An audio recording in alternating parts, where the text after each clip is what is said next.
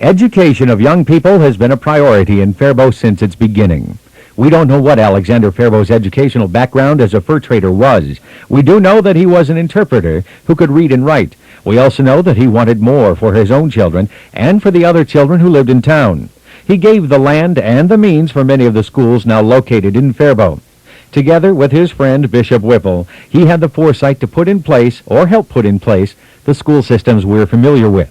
Shattuck St. Mary's, Bethlehem Academy, and our public school system. Legislators at the state level recognized Faribault's leadership in education and located other schools here. The Academy for the Deaf, the Academy for the Blind, and what is now Faribault Regional Center. Throughout the years, we in Faribault have continued that tradition. We've always wanted what's best for our children. The Faribault Junior High is a good example of Faribault's commitment to its young people. Faribault's Junior High is being used 6 or 7 days a week, from early in the morning to late at night. It has become more than just a school. Beyond an educational facility for youth, it has become a center for community. Schools have become what town halls used to be. Faribault, more than many towns, has a strong sense of its history. Schools, more than any other buildings, create strong memories for people. Who doesn't have fond memories of a special grade school class or special teacher? Each of us knows that the school we went to was the best in town. And it's hard to think about those schools not being used anymore. Lillian Teisberg is a well-known retired Faribault educator. Here are her thoughts on honoring the past and looking to the future. It's a fact of life. All things change. Should we expect education to change? Of course. Those needs have been anticipated by a task force, and they have made recommendations to the community. A time is now for us to meet the needs of the future and ensure our children's futures and our own. And while we will always have fond memories of the schools as they exist and existed, in Faribault we must also realistically look at the deficiencies that exist in those schools.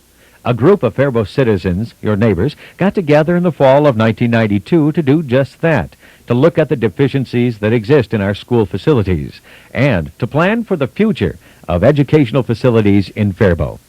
Early on, the Long Range Facilities Task Force 3 expanded the original mission given them by the school board, that of resolving the Faribault Public Schools facility needs. Instead, the task force went back to the original version of Faribault's founders and asked themselves every step of the way, what is best for the children of Faribault? How can we structure our schools and our technology to give our children the best possible tools to meet the future? Let's take a look at what the task force found. The Faribault Senior High building is basically sound, but has inadequate space and is lacking in technology. Only 34 years old, the senior high has become crowded. State and federal mandated programs require classrooms that previously had been used for regular classes. Built for 850 students, enrollment for grades 9 through 12 at the senior high is expected to grow to 1,699 by the 1997-98 school year, and will mean more overcrowding in an already crowded building. Classrooms have taken over storage spaces, and storage now means piling things around the perimeters of classrooms. Remember pep rallies, when all the students got together as a student body? With increased enrollment in the next few years, pep rallies and events for the entire student body will become impossible, and there are no spectator facilities for swimming and diving activities. Temporary buildings, built to house students for 5 to 7 years, have been used for 25 years and become permanent classrooms. 17 temporary buildings now provide classrooms at the high school and every elementary school except Nearstrand. The temporaries are inefficient to operate and are in poor shape because they were not meant to be permanent buildings. The exchange of more than 40 students in each of the 9 temporaries at the high school every hour causes tremendous heat loss. The auto shop, wood shop, and the media center, we called it a library, have become outdated. Expanding the area for these classes and updating the technology will give Faribault students the skills necessary for jobs in a competitive job market. Our elementary schools have other problems, as well as overcrowded classrooms. There is no space available at the elementary schools to meet the directive of the state to reduce class size to 17 students. Part of Lincoln Elementary was built in 1905. The old part of the building is of wood and considered a fire hazard by the state fire marshal. I think you're in big trouble because the fire marshal's orders were delivered when, Bill? about a little over 2 years ago. So really, the orders come due, this year. What we're saying to you is we realize that we can't walk in and say, excuse me, you have to close your schools. Right now, you go figure it out. There are some interim steps that can take place that help with this transition. With the understanding that the board makes a commitment to this transition. If the board says, no, we're not going to do that, then the fire marshal can say to you, hey, all these things have to be done, and if they're denied the dollars to do that, it comes out of your local tax base. In the case of fire in Lincoln, older students would be responsible for getting younger and handicapped students out of the building. This is the fire escape they would have to use.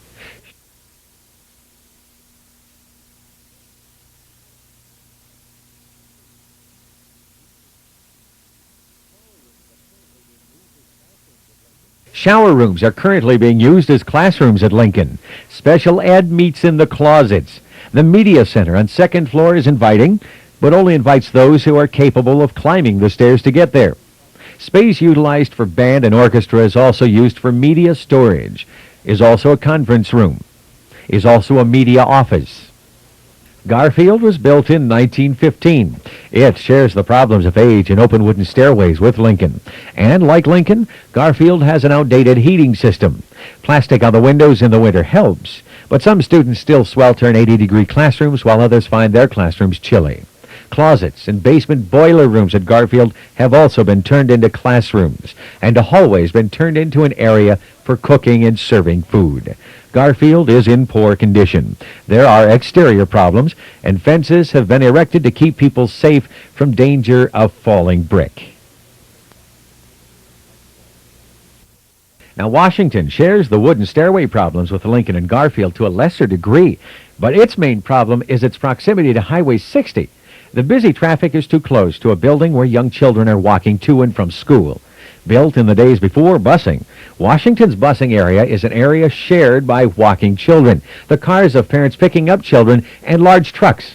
And because of the hill on the backside of the school, there is no room for expansion of the school or the correction of the busing problem. It's hoped that when the bond issue passes, another use will be found for the newer parts of Washington. Washington stage doubles as an office, and there are no storage areas, so storage is in classrooms. McKinley is placed on a good site, but it shares some of the same problems with the other elementary schools. Coats hang on hooks in the hallways. The state fire marshal has determined that by next year, the hooks will have to be replaced at all schools with lockers and smoke detection, or a sprinkler system must be installed. The cost at McKinley alone for lockers and smoke detection is $32,000. A sprinkler system would cost $45,000. McKinley's Media Center is the smallest and most inadequate in the district. English as a second language meets in a closet. Other specialized classes meet in a hallway. Even Jefferson, one of the newer and larger of our elementary schools, is overcrowded and has those darned temporary buildings. Students at Jefferson also have classes in shower rooms. This shower room is now an office. At the far end of the office is the janitor's closet. The janitor must walk through someone's office each time he needs cleaning supplies. The art supply room at Jefferson comes complete with showers and urinals. And this tiny kitchen serves 790 meals daily. Jefferson's computer lab seems small even without the 30 students it usually holds. There is no doubt about the quality of education students in Faribault are getting, thanks in a large part to the high caliber of our teachers. But think what those teachers could accomplish with the right tools. Tom Casper probably said it best when he talked about the fine craftsmanship of his father. There are a lot of things that may not show up in all the calculations. Mr. Beck referred to schools as tools. My grandfather was a carpenter and had great respect for his tools, and he was able to do some great things. But I can't help but wonder how a good modern table saw might not have made his job a lot easier and helped him put even more craftsmanship into what he does. The motto of the Faribault School District is Futures Under Construction. And the task force would like to see Faribault's teachers and students have good educational tools to build those futures. People in Faribault have always cherished the past, but they've also looked to the future. Our schools cannot be museums to the past. It's time to look to the future again for our children.